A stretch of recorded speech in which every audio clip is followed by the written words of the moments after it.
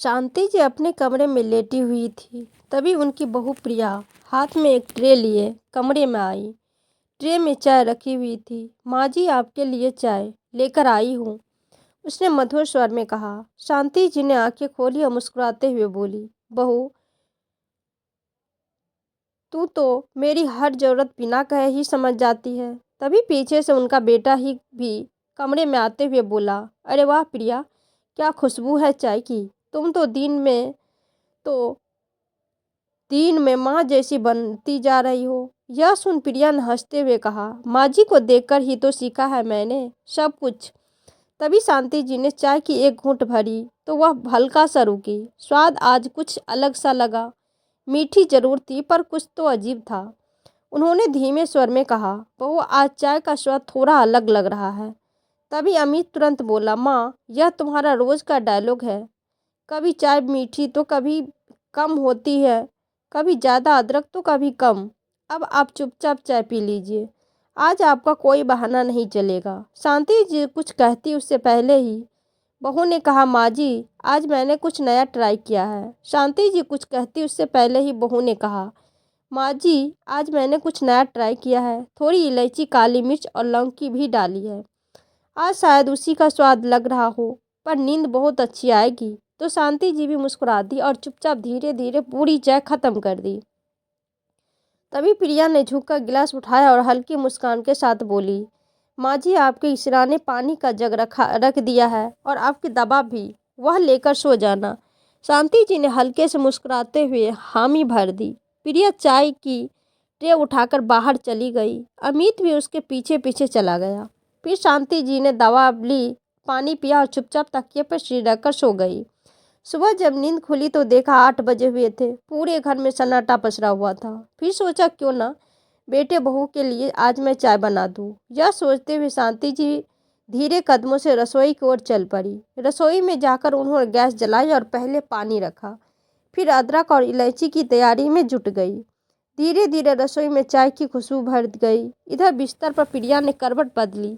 चाय की खुशबू उसके नाक तक पहुंची तो उसने आंखें खोली और बिस्तर से उठते हुए बुदबुदाते हुए, इतनी तेज खुशबू, चाय किसने बनाई है। वह उठी और कमरे से बाहर आई तो रसोई में शांति जी खड़ी थी। तभी शांति जी ने उसकी ओर देखते हुए कहा, प्रिया, बहू उठ गई। देखो, आज मैंने चाय बनाई है। ठंड बहुत है ना। अच्छा, ऐसा कर अमित को भी उठा दे। कहते हुए शांति जी चाय कप में डालने लगी तो उनके हाथ थरथराने लगे। उन्होंने प्रिया से कहा, बहू, आज तो मैंने बना दी है, बस जरा तू कप में डाल दे। अमित को गरम गरम चाय देना और हाँ, मेरे लिए सिर्फ आधा कप ही डालना। अब ज़्यादा चाय नहीं पी जाती। कहते हुए शांति जी बाहर हॉल में आकर बैठ गई। तभी अमित जी बाहर आ गया। चाय पीने के बाद शांति जी ने अपने बेटे की ओर देखते हुए कहा, बेटा, क्या तुम मुझे एक बार डॉक्टर के पास ले जाओगे। क्या हुआ माँ, आपकी तबीयत तो ठीक है ना। वह कुछ बोलता उससे पहले ही शांति जी हल्की मुस्कान के साथ बोली, अरे तू इतना क्यों घबरा जाता है। कुछ नहीं हुआ है मुझे, बस 3-4 दिन से सर में हल्का दर्द हो रहा है। सोचा डॉक्टर से दवा ले लूँ।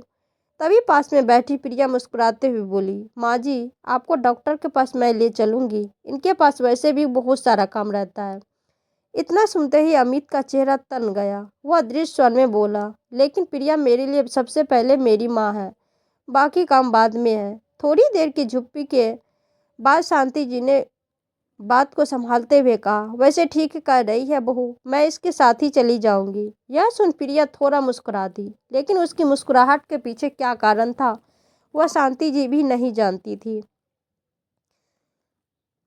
शांति के मन में अब वह एक बेचैनी बनी हुई थी। रह रहकर डॉक्टर की वह बात उनके कानों में गूंज रही थी, जो उन्होंने बाहर बैठकर सुनी थी जब उनका चेकअप हो गया था और वह इंतजार कर रही थी। तभी प्रिया डॉक्टर के केबिन में अंदर आई। दरवाजा पूरी तरह बंद नहीं था। तभी शांति जी के कानों में हल्की सी आवाज़ पड़ी, जैसे मैंने आपको बताया था, आप वैसे ही दवाई देना। हाँ मैडम जी, वैसे ही दवाई दी, लेकिन ध्यान रहे इसमें मेरा नाम नहीं आनी चाहिए। वह आवाज़ डॉक्टर की थी। इसे सुनकर शांति जी सन्न रह गई।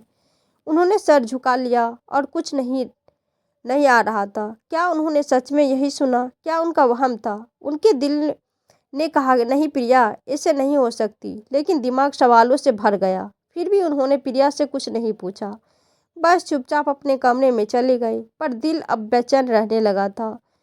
वह खुद से सवाल करती रहती कि कभी कभी अपने मन का डर भी तो हमें आवाज़ सुनाई लगता है। शायद वही हो। प्रिया अगर कुछ गलत करती तो इतने अपनेपन ने मेरी सेवा क्यों करती। यह सोचकर वह धीरे से मुस्कुराई और बोली, शायद मैं ही पागल हो गई हूँ। मेरी बहू तो सच में बहुत अच्छी है। लेकिन दिल तो मान नहीं रहा। वह दिमाग मानने को तैयार नहीं था। कहीं कोई बात तो जरूर थी जो धीरे धीरे खुलने वाली थी। 2 महीने ऐसे ही बीत गए। एक दिन शांति जी रोज की तरह घर के बाहर बने छोटे से बगीचे में टहल रही थी। सर्द हवा के हल्के झोंके उनके दुपट्टे से खेल रहे थे। तभी उनकी नज़र एक कोने में खड़ी अपनी बहू प्रिया पर गई। वह किसी अनजान युवक से बात कर रही थी। शांति को हैरानी हुई। उन्होंने थोड़ा गौर से देखते हुए कोशिश की, लेकिन कुछ समझ नहीं आया। वह धीरे से बगीचे की पत्थर की बनी बेंच के पीछे छुप गई। उनका मन बेचैन हो उठा। आखिर प्रिया इस वक्त इस अजनबी से क्या बात कर रही है।